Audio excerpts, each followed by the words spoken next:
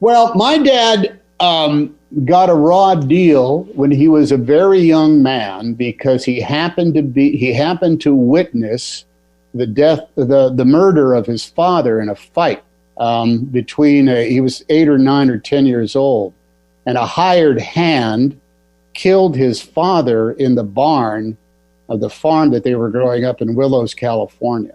He was one of 4 kids, and he was the only one there.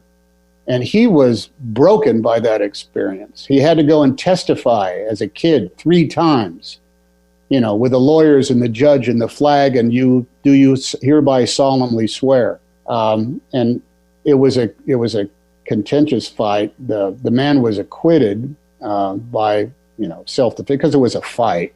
But his father was killed, and he witnessed that. It ruined him. It robbed him of a carefree life. It robbed him of a sense of fairness in the world. It was a black mark of injustice and unfairness that landed squarely on his very young shoulders. It wasn't right, and he saw it.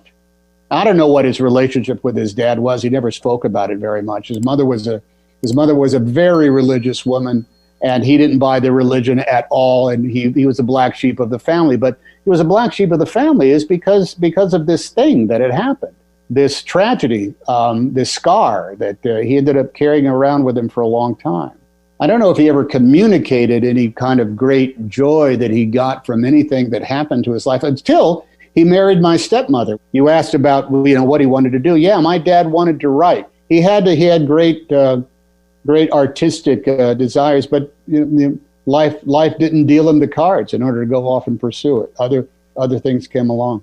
The failures that you go. I thought, I couldn't be a worse father, and I couldn't be a worse human being. And I told my dad at some point, I said, "Look, Dad, I'm doing this movie with Jackie Gleason, and he's playing a guy who's sick, and you were sick.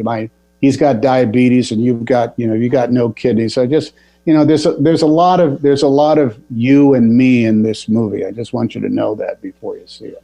Your dad and your mom divorced when you were 5. I think you moved 10 times by the time you were 10, 5 different cities. You and your 2 siblings, you and 2 of your siblings were with your dad. Your other sibling was with your mom, but that also, involved changing schools, new friends. How did all of that, you think, affect you as a kid? Well, the 3 of us all reacted very differently. My older brother was very shy, and he didn't do well. I loved it. I kind of dug it.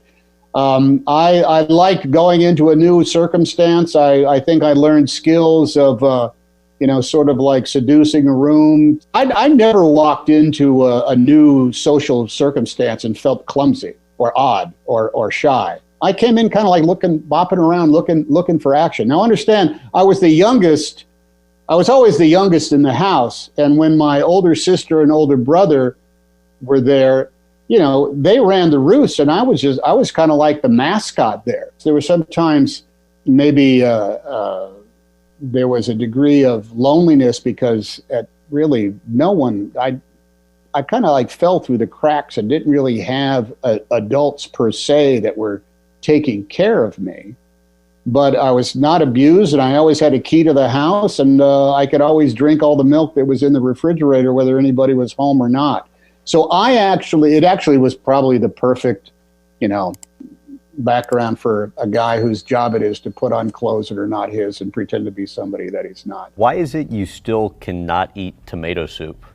Because we were tasked with making our own lunches and dinners.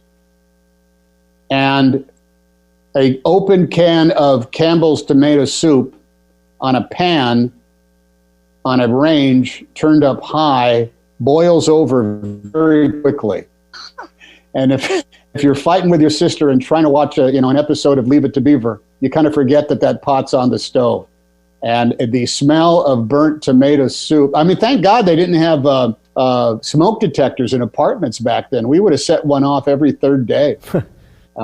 Something was burning in our kitchen. And the smell of tomato soup, and then trying to clean it off with steel wool before Dad got home. Yeah, that's a bad vibe.